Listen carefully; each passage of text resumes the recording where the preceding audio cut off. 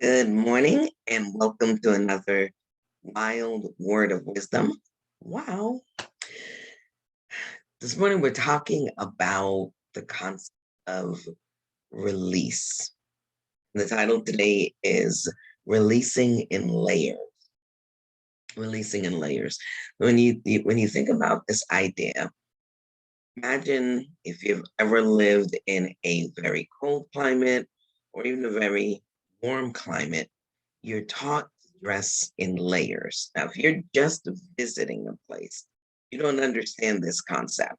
You live in sunny South Florida, you go visit nice, cold New York in the winter or autumn or spring, and it's cold. And what you do is you get a nice, big, warm jacket. People who live there understand the concept of layering an undershirt, another shirt, a light jacket on top, bringing the heavy coat because we've got to be able to adjust ourselves to the temperature, all in, all out. That's how we would say you catch cold, right? Going from too cold to too hot. Very. It's about being able to give yourself time to adjust. And because sometimes what you think the weather is going to be outside, it's not. Then you got this big old jacket and you're too hot. Or if you're down here and you think it's going to be very hot, it ends up being colder. If you've ever been out and you thought it was going to be a nice balmy night and it ended up chilly and you didn't have your coat prepared for that, you weren't ready in layers. In our lives, we don't get to our worst selves immediately. It's a progress.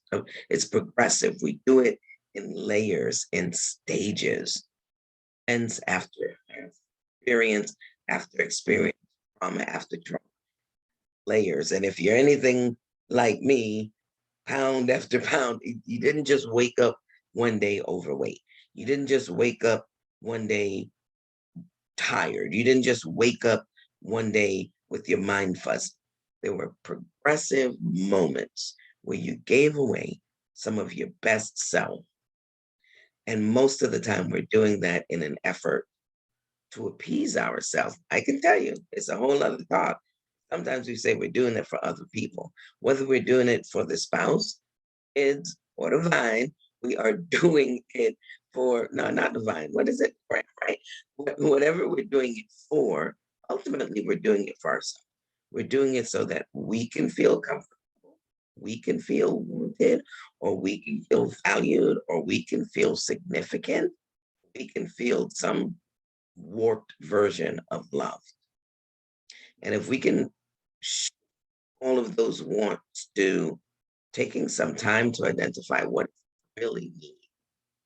I want that cookie, but what I really need is to take, I really need to know that if I eat this, it might impact in a negative way. I need to go take a walk, get those endorphins and get the dopamine flowing from something healthy and positive. Need to do good,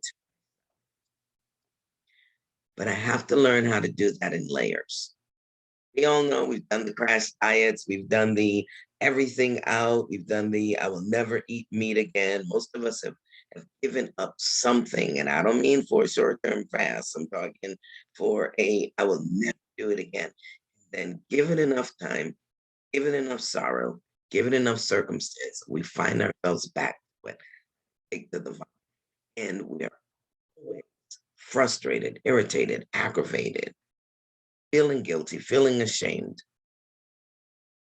sometimes projecting that on others, sometimes beating ourselves up with it. But if we get to understand that, doing anything all in without some kind of working through, working through what's behind, working through what's promoting it, working through causing me to do these things anyway, we will usually end up back to it. So let's take a moment to think of the layers. Every day is another layer, another working toward that we can take off, something we can get rid of, something else that maybe we need to put. But don't beat yourself up today if you are not where you thought you were going to be when you woke up this morning. Give yourself an opportunity. Cut yourself some slack. Give yourself a break. As long as you're in motion, as long as you're moving, as long as you're making some kind of, you are on your way to your next best self. And that, ladies, is wild.